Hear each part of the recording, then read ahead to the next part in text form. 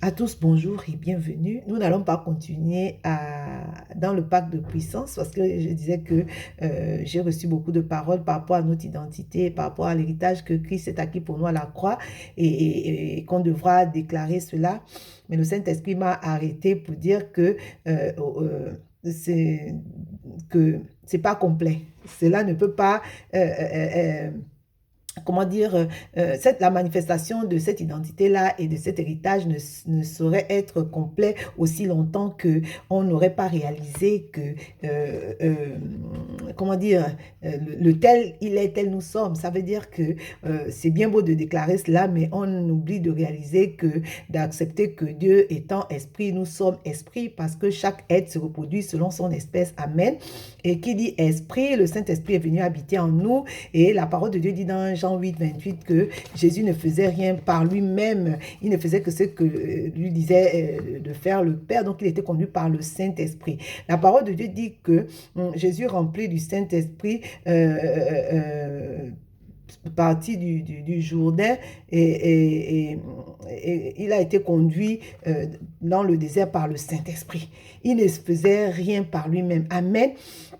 Et donc, en fait, le Seigneur m'a fait savoir que je suis dans ce désert-là autant de temps et aussi, parce que la vérité, c'est que je suis, comment dire, une chrétienne charnelle, une chrétienne charnelle. Voilà, ça veut dire que j'ai été sauvée, Jésus est mon sauveur, mais il n'est pas mon Seigneur. Parce que je me laisse encore, comment dire, conduire par la chair. Or, la parole de Dieu dit que la chair a été condamnée, Jésus a condamné le péché à la croix. Amen. La chair a été le péché a été condamné dans la chair.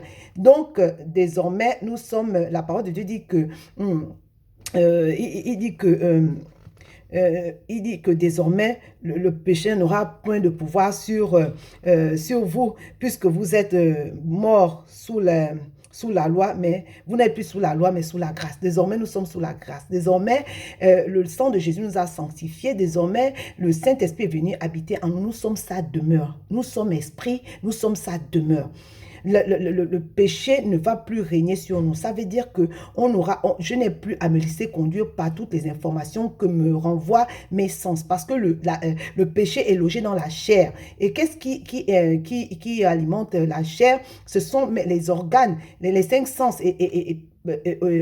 par nos organes, c'est-à-dire les yeux, le nez, la bouche, les oreilles, l'odorat. Vraiment, je suis encore influencée par tout par mon environnement. Tout est conduit par ce que je reçois de l'extérieur. Or, étant normalement un homme spirituel, ce qui devrait me faire agir, c'est des informations qui viennent de mon esprit parce que mon esprit et l'esprit du Seigneur forment désormais un. Et comme Jésus, désormais, je devrais être conduit par le Saint-Esprit. Donc, il dit que si je demeure dans ce désert où je suis aussi longtemps, c'est parce que, à la vérité, je suis conduit par la chair. Je ne laisse pas le Seigneur prendre le contrôle. Non, je suis encore influencée par cela. Et c'est pour ça qu'il m'a dit que aussi longtemps que je vais déclarer ce que je déclare, mais si la vérité, pratiquement, je continue à à me laisser influencer par la chair, je ne verrai pas cette identité-là se manifester, ni cet héritage-là non plus. Amen. Je n'aurai aucune puissance, aucune onction ne pourra se manifester. Amen. Amen. Donc, ce que je veux nous dire, c'est que on doit réaliser que l'homme est un esprit qui possède une âme et qui a un corps, mais que le corps là, c'est l'enveloppe. Et que on dit qu'on est une nouvelle création, on ne devra plus se laisser influencer par tout ce qui vient de l'extérieur, Et la parole de Dieu dit aussi que, en fait, ce n'est pas parce que nous souffrons, nous avons fait quelque chose de mal que nous traversons ce que nous traversons. Pas forcément, du moins. Pas forcément. Dieu, ce qu'il veut, puisqu'il nous a créés pour tendre, pour être à ça, comment dire, pour la volonté de Dieu, c'est que nous puissions ressembler à Christ. Christ, c'est notre aîné, c'est notre grand frère.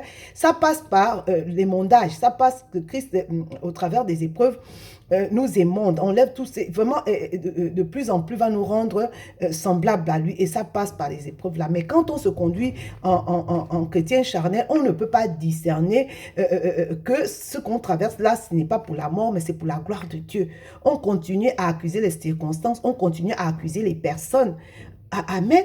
De même, en fait, là, c'est vrai, à la différence de l'homme naturel, on est juste sauvé, mais à la vérité, on se conduit encore comme l'homme naturel qui est conduit par ses sens, qui n'est pas conscient de Christ. Amen. Amen. Et la parole de Dieu dit que comment amener, être conduit par l'Esprit? Déjà, il va falloir qu'on lise la parole, qu'on médite la parole de Dieu. Il va falloir renouveler nos pensées. Il va falloir renouveler nos pensées. Comme, comment dire, là où, comment dire, dans le monde, quelqu'un te fait du mal, tu vas rendre le mal. Dieu dit, il faut aimer. Dieu dit, il faut pardonner. Dieu dit, il faut prier pour ceux qui vous persécutent. Il faut aimer. Il faut leur souhaiter du bien. Dieu dit cela. Et puis, nous, on continue à être imbus de nous-mêmes. Ça veut dire que... parce que pour être conduit, il faut être rempli du Saint-Esprit. La parole de Dieu dit que ne soyez pas enivrés de vin, mais soyez plutôt remplis du Saint-Esprit. On est rempli de nous. On est rempli de nous. C'est-à-dire, c'est pas à nous qu'on fait ça. On veut. Non. À ce moment-là, on va demeurer dans ça. Et puis, la parole de Dieu dit qu'on doit être regardé comme un sujet de joie complète. Il sait de quoi il parle. Les épreuves qu'on traverse. Jésus, ça fait très mal. Comme disait mon pasteur, ce n'est pas impossible, mais ce n'est pas, c'est difficile, mais ce n'est pas impossible. Quand Dieu nous demande de faire des choses, à la vérité, c'est qu'il nous en a donné la capacité. On ne peut pas expérimenter l'onction aussi longtemps qu'on ne se soumet pas. Amen. On a vu les apôtres, lorsque le Sanhédrin, les autorités de l'époque, les ont convoqués pour leur demander d'arrêter de parler de Christ. Ils ont, au sortir, alors on les a frappés et tout, et au sortir de là, ils étaient contents, c'est dans Actes 5, 11 et 41, les apôtres se retirèrent devant le Sanhédrin, joyeux d'avoir été jugés dignes de subir les outrages pour le nom de Jésus. Qu'est-ce qu'ils avaient fait de mal? Qu'est-ce qu'ils avaient fait de mal? Et pourtant, on les a frappés. Qu'est-ce que Jésus a fait pour qu'ils subissent ce qu'il a subi? Nous, on mérite même ce qu'on subit là. Amen. Toutefois, il a payé. Il dit qu'on en a la capacité. Amen. On voit, vraiment, ça fait partie, hein, ça fait partie il a dit qu'on a été appelé à ça, à souffrir. On a appelé à ça. C'est ce à quoi on a été appelé. On ne doit pas être surpris parce qu'on traverse. Je parle pour moi. Vraiment, je vous assure. Je supplie Dieu, demander le cœur de Dieu, mais ça passe par là. Aussi longtemps que je ne suis pas soumise et conduite par le Saint-Esprit, je ne peux pas expérimenter cela. Je vais demeurer dans ça et je ne pourrai pas être béni, ni être une bénédiction pour les autres. Amen. Acte 9, 15 à 16, il s'agit ici de Saul, avant d'être Paul. Il dit, mais le Seigneur lui dit, va car cet homme est un instrument que j'ai choisi pour porter mon nom devant les nations, devant les rois et devant le fils d'Israël. Les fils d'Israël. Et dans le verset 16, il dit, et je lui montrerai tout ce qu'il doit souffrir pour mon nom. La parole de Dieu dit que je paraphrase, qu'a-t-il de mal de souffrir pour avoir fait ce qui est bien? Or, si on souffre, si on se plaint alors qu'on a fait quelque chose de mal, c'est normal. Mais tu souffres alors que tu fais ce qui est juste, tu dis que vraiment c'est une gloire. Moi, vous savez, c'est vrai que je bénis Dieu en fait, parce que il est vraiment patient avec moi. Il est patient avec moi. Parce que vraiment...